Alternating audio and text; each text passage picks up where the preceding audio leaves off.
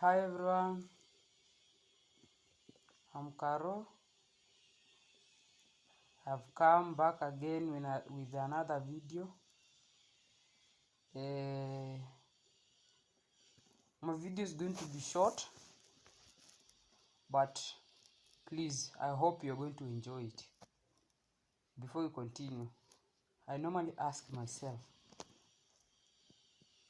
you as a parent, whether you're a mother or a father, single mother or father, what do you normally think about your children? It's not when they are well or full grown, but when they are still young.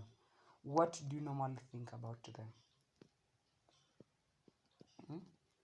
Is there something you think about them, or because they are there so you are like, you grow? What do you normally think about your children? I would like to know. I'll be just passing through your comments to see what you normally think about your children. And then when you think, for those who have children that has already full grown, or they just depend on themselves, or they are now out of school, or some dropped out of school before finishing, or many things happen on the way, what did you think after it has done like that, or that after they have passed, or you have passed all through things thinking about them, and then at the end you see them still there with you? What do you normally think about them? Is there something you think about them, or you're just like, since maisha yako ishaharibika, stay here with me? Please, I would like to know.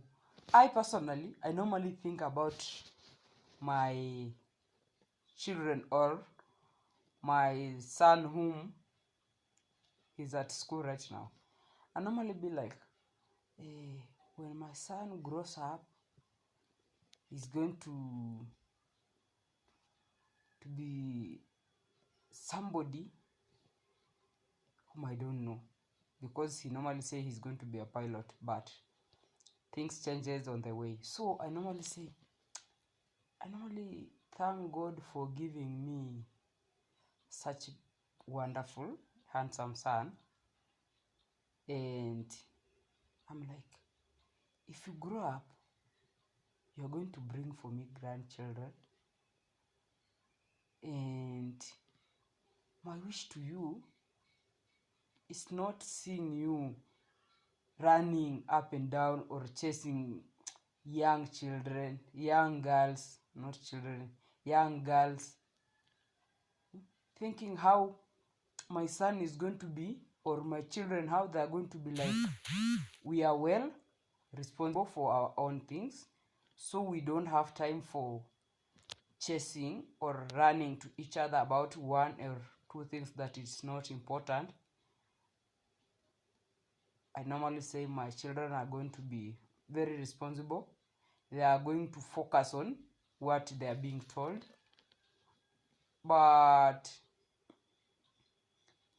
in other way, I normally say, in case something has not been working the way I'm thinking, what will I do?